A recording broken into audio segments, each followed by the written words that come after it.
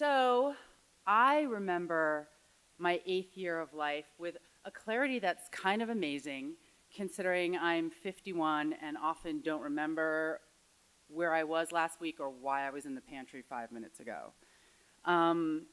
It was a monumental year for me in a lot of ways, and this story is one of the most indelible parts of that year for me. I lived in San Diego, California, and this day started out pretty unremarkably. I was in a big, large playground, and it was recess, and I was in 3rd grade. And it was sunny and hot, and there was a cacophony of laughter and yelling and all sorts of playground sounds that you'd expect to hear. And I was playing with my friends.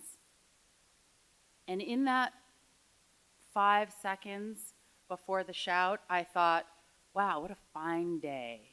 Like, I'm happy, I've got friends, the sun is out, and then this ear-curdling shriek followed by a cry came from the left side of the playground. But nobody seemed to hear it but me. I seemed to feel like I was the only one who turned and looked in that direction. And what I saw was a little girl, and she was hunched on the ground, and I don't think I knew who she was, and I don't even know if she was in my grade, but I did know the little boy who was towering over her, kicking the sand and the fine silt and gravel that covered the San Diego playground. There was no such thing as grass or rubber mats. I mean, I don't even think we wore seatbelts. And this little boy, I guarantee you've all met him. If you've ever gone to public school and haven't been homeschooled, unless it was your brother, you've met this kid. This was the kid that stole your sandwich at the lunch table. This was the kid that took that extra sharp pencil, which was lead at the time, and stuck it in the back of your arm, and you still have that black dot back there. This was the kid that slowly dug in his nose and flicked it at you right when the teacher was talking so that there was nothing you could do about it. And I felt like everybody who roots for the underdog, because we have all been that underdog. In that moment, I felt so angry and so helpless. And I looked over to the right where I knew there were the 2 monitors who were supposed to be watching us and were probably talking about their date the night before. And I knew in that second that it was me who needed to do something. Me who never felt like I could do much of anything except blend in as best as I could. And I knew that I couldn't do it on my own. And I didn't know where I was going to get that strength, and I didn't know where I was going to get that power from. Now, this was the 70s, and it was a time of bell-bottoms and the Beach Boys and some pretty powerful women on television, and boy, did I watch television. And it took about 3 seconds, and I realized what I had to do.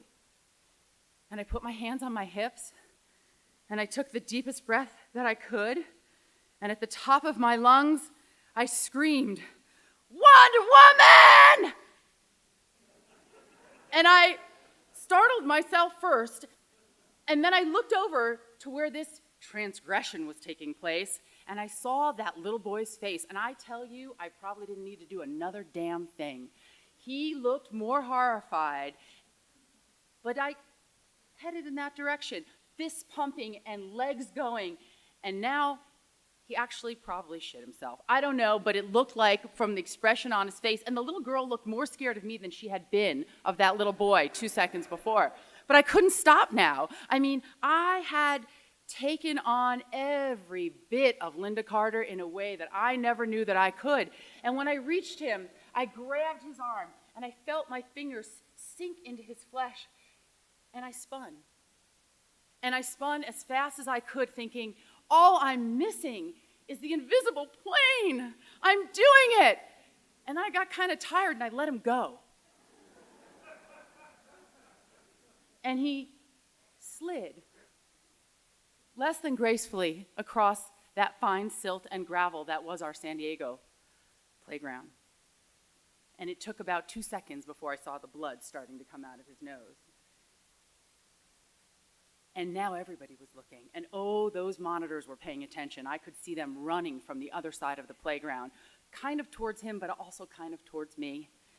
And I remember thinking, I feel a little bit guilty and a lot elated. That lasted for about 2 seconds because then I was being dragged along with the little boy into the nurse's office.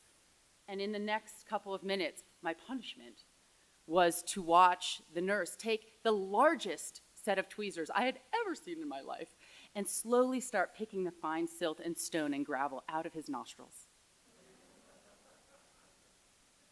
He was fine. But I learned an unbelievably valuable lesson that day. I learned it, and I'm not sure that I knew I learned it then, but soon after I knew it. And today, still, I know it. And that is that every time something seems insurmountable, because I'm just human or because I'm female, I channel my inner Amazon.